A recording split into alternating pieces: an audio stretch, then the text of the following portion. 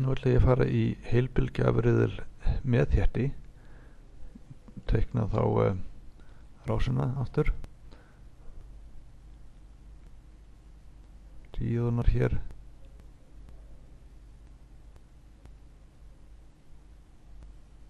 svona,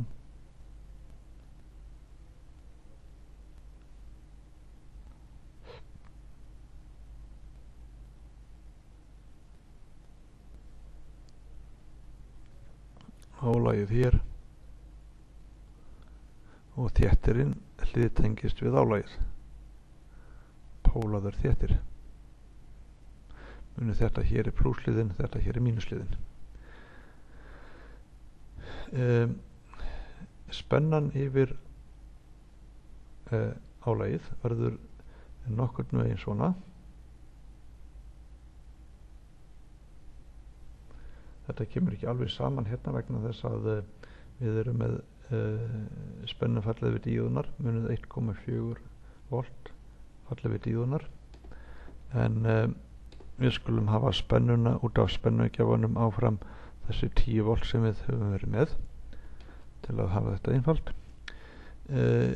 Núna sjáu þið, hliðast þétturinn bara upp eins og áðan, en núna afhliðast hann skemur. Í hálfbylgjuafriðilunum hefði hann haldið áfram að afhlaðast hingað niður. Þannig að þið sjáuð að gáruspenna núna, hún verður ekki eins há og áðan.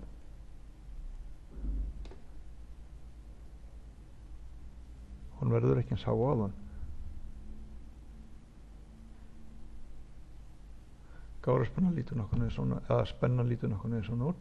Gáruspenna verður þá hér, nokkurn veginn, og gára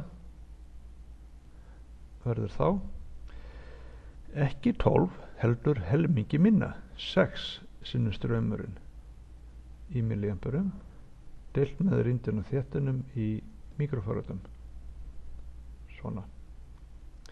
Og við skulum þá taka nokkurn veginn það dæmi sem að hann er með í bókinni. Sjá.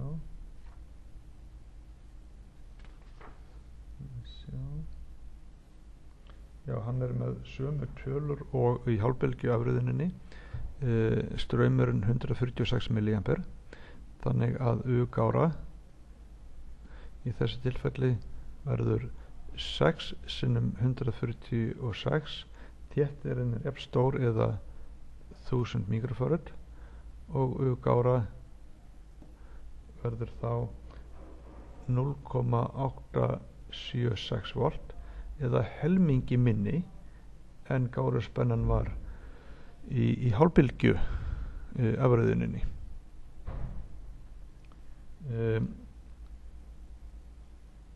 U-meðal verður þá U sinnum rótin á 2, það sem sé toppspennan, mínus 2 díóðuspennuföll mínus helmingurinn af gárunni.